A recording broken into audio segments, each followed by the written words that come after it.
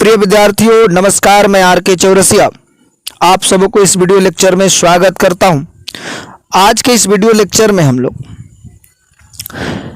Intermediate board परीक्षा 2023 और 2024 के बच्चों के लिए फिजिक्स के थ्योरेटिकल पार्ट को कवर करने वाले हैं। उसमें हम लोग शुरुआत इलेक्ट्रोस्टैटिक्स कर रहे हैं और बेहतरीन तरीका से आपको पढ़ाया जाएगा। यदि आप फिजिक्स को line by line lecture wise देखते हैं, यकीन मानिए आपको मैं फिजिक्स से प्यार करा दूंगा।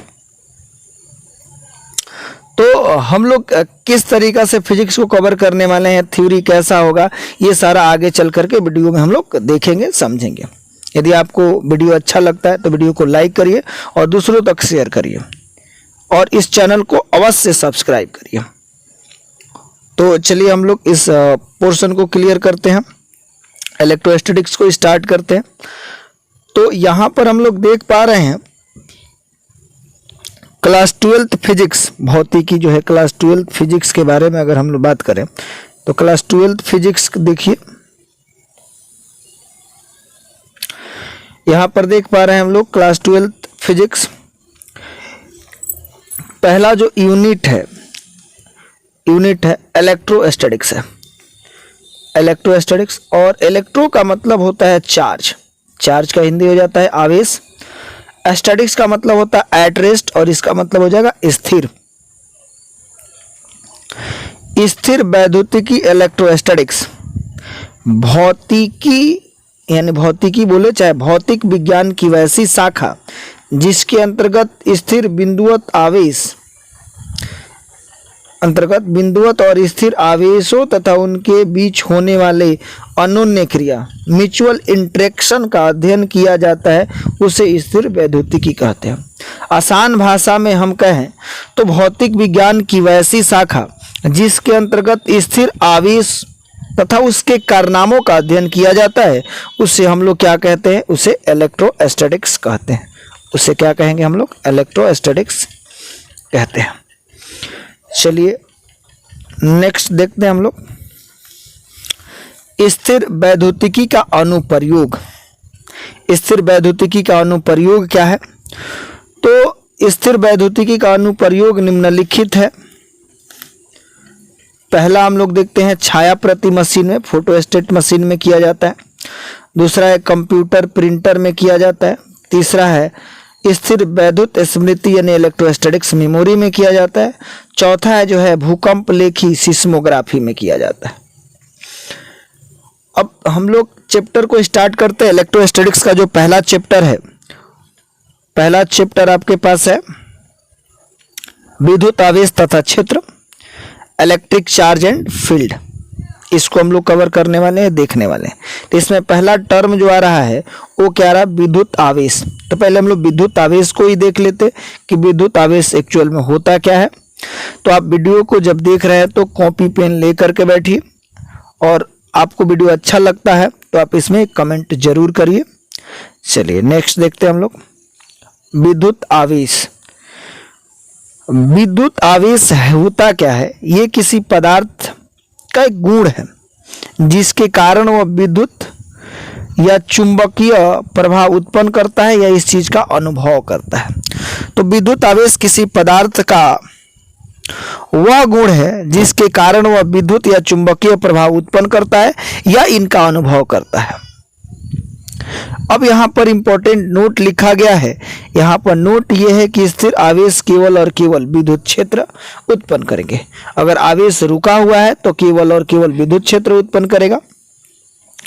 यदि आवेश जो है नियत वेग से, कांस्टेंट वेलोसिटी से अगर गतिशील है तो विद्युत क्षेत्र और साथ ही साथ चुंबकीय क्षेत्र दोनों उत्पन्न करेगा।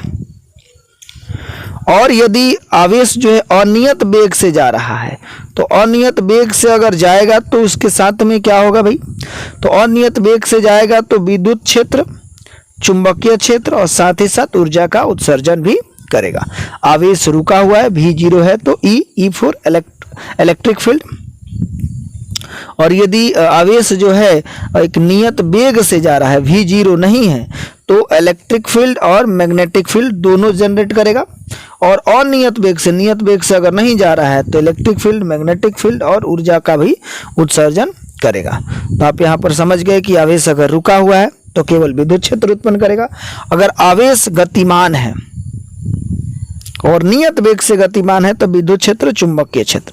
अनियत वेग यानी कि एक्सेलरेशन के साथ में अगर आवेश गति कर रहा है तो तीनों विद्युत क्षेत्र, चुंबकीय क्षेत्र और ऊर्जा का भी उत्सर्जन करता है।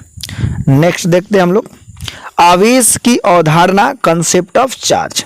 यानी कि आवेश की अवधारणा जो है कंसेप्ट ऑफ चार्ज के बारे में देखेंगे हम लोग। आवेश की अवधारणा, कंसेप्ट ऑफ चार्ज। चलिए, तो अब यहाँ पर हम लोग बात करते थे सोडियम। सोडियम की जो परमाणु संख्या होती है, सोडियम की परमाणु संख्या कितना होता है? 11 होता है। सोडियम की जो परमाणु संख्या होता है वो कितना होगा? 11 होगा। इलेक्ट्रॉनिक विन्यास जो होगा 1s2, 2s2, 2p6, 3s1। पहला सेल में जो इलेक्ट्रॉन है 2 है और दूसरा सेल में जो इलेक्ट्रॉन है 2 और ये 6, 8 हो गया। और तीसरा सेल जो है एम सेल है, बाह्यतम सेल जो है उसमें 1 इलेक्ट्रॉन है। यानी बाह्यतम सेल में 1 इलेक्ट्रॉन है और कोई भी जो तत्व होते हैं वो निष्क्रिय गैस के इलेक्ट्रॉनिक विन्यास को प्राप्त करना चाहते हैं, यानी अष्टक पूरा करके स्टेबिलिटी गेन करना चाहते हैं। तो इनके आउटर सेल में 1 इलेक्ट्रॉन है, तो ये तो इनको 7 चाहिए, नहीं तो 1 दे देंगे। तो स्टेबिलिटी गेन करने के लिए क्या करते हैं, सोडियम जो है 1 इलेक्ट्रॉन का दान करके Na+ धनायन बना लेता है। दूसरा अगर क्लोरीन की बात करें तो क्लोरीन देखिए 1s2, 2s2, 2p6, 3s2, 3p5 है। यानी कि इसके बाह्यतम सेल में जो है वो कितने इलेक्ट्रॉन है भाई? 2 और यहाँ पर 5, 5 या 2 7 है।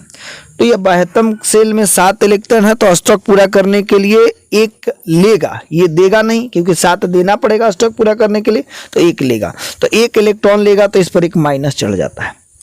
यानी कि यहाँ से हम लोग यही बात स्पष्ट रूप से सीख गए कि किसी तत्व से अगर इलेक्ट्रॉन का दान होता है, इलेक्ट्रॉन अगर जाता है तो धनावेशित होगा और इलेक्ट्रॉन आता है तो ऋणावेशित होगा। तो यहाँ नीचे में साफ साफ लिखा हुआ है। इसका मतलब ये है कि वस्तु इलेक्ट्रॉन ग्रहण कर ऋणावेशित होता है और इलेक्ट्रॉन को त्याग कर धनावेशित होता है। यानी आवेशित होने के लिए जरूरी है ट्रांसफर ऑफ इलेक्ट्रॉन। इलेक्ट्रॉन का ट्रांसफर जरूरी है। यानी कि किसी बॉडी को आवेशित करने के लिए अगर कोई चीज उत्तरदायी है तो वो क्या है? इलेक्ट्रॉन है। ठीक है, तो आप वीडियो को पॉज करके भी या वीडियो के साथ में आप लिखते भी चलिए। अगर आपको कोई डाउट है तो कमेंट में करिए, कमेंट आपको पढ़ करके क्लियर किया जाएगा। चलिए नेक्स्ट देखते हैं आवेश के प्रकार। तो आवेश कितने प्रकार के होते हैं? तो आवेश जो होते हैं, आवेश कितने प्रकार के होंगे? तो आवेश 2 प्रकार के होते हैं। आवेश कितने प्रकार के होते हैं? तो आवेश 2 प्रकार के होंगे। आवेश 2 प्रकार के होते हैं। कौन कौन होगा जी? एक धनावेश होता है, पॉजिटिव चार्ज होगा, पॉजिटिव चार्ज होगा, और दूसरा नेगेटिव चार्ज होता है। तो पॉजिटिव चार्ज किसे कहते हैं? तो जिस वस्तु पर इलेक्ट्रॉन की कमी होती है उसे धनावेशित कहते हैं। तो हमने अभी समझा था कि अगर किसी वस्तु से इलेक्ट्रॉन को हम निकालेंगे तो भी इस पर धनावेशित होगा। तो यानी धनावेशित वस्तु की अगर बात किया जाए, धनावेश की बात किया जाए, तो जिस वस्तु पर इलेक्ट्रॉन की कमी होती है उसे ऋणावेशित वस्तु कहते हैं। सॉरी, यहाँ पर हमने क्या बोला? जिस वस्तु पर इलेक्ट्रॉन की कमी होती है उसे धनावेशित वस्तु कहते हैं। ऋणावेशित वस्तु की बात कर लेते हैं। जिस वस्तु पर इलेक्ट्रॉन की अधिकता होती है उसे ऋणावेशित वस्तु, यानी कि जिस पर इलेक्ट्रॉन की कमी होगी धनावेशित और जिस पर अधिकता होगा वो ऋणावेशित। यहाँ तक क्लियर है? नेक्स्ट देखते हैं। अच्छा, यहाँ पर एक और चीज ध्यान देने वाली बात है कि आवेश को हम लोग छोटा क्यू या बड़ा क्यू के द्वारा सूचित करते हैं।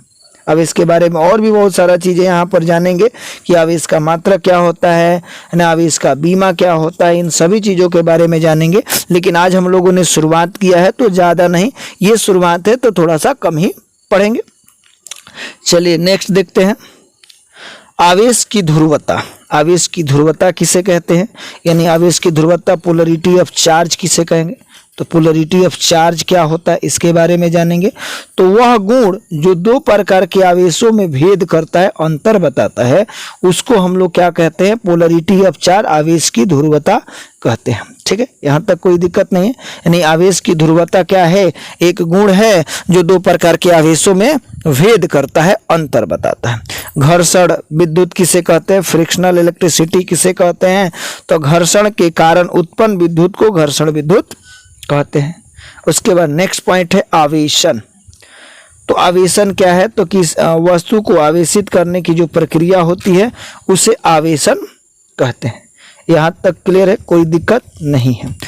अब आज यही तक हम रहने देते हैं, फिर हम लोग कल से इसके आगे कंटिन्यू करेंगे बेहतरीन तरीका से, क्योंकि ये मेरा जो थ्योरी पोर्शन है मैं बोर्ड के अलावा इस पर समझाने का प्रयास कर रहा हूँ, फिर बोर्ड पे भी समझाऊंगा आपको। और यदि आप पहली बार हमारे चैनल पर आए हैं तो सुबह में आपको टीचमेंट पर लाइव क्लास भी चलता है।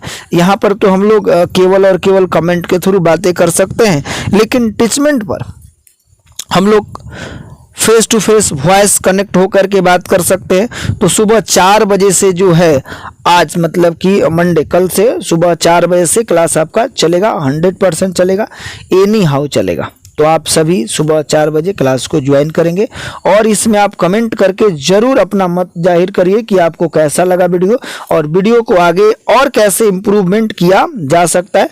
थोड़ा सा प्रॉब्लम तो हो रहा है नेटवर्क इश्यू की वजह से, लेकिन इसको भी धीरे धीरे ठीक कर लिया जाएगा। तो आप वीडियो को लाइक कर दीजिए, अभी तक लाइक नहीं किए हैं तो, और वीडियो को शेयर कर दीजिए। थैंक यू, धन्यवाद, जय हिंद, जय भारत।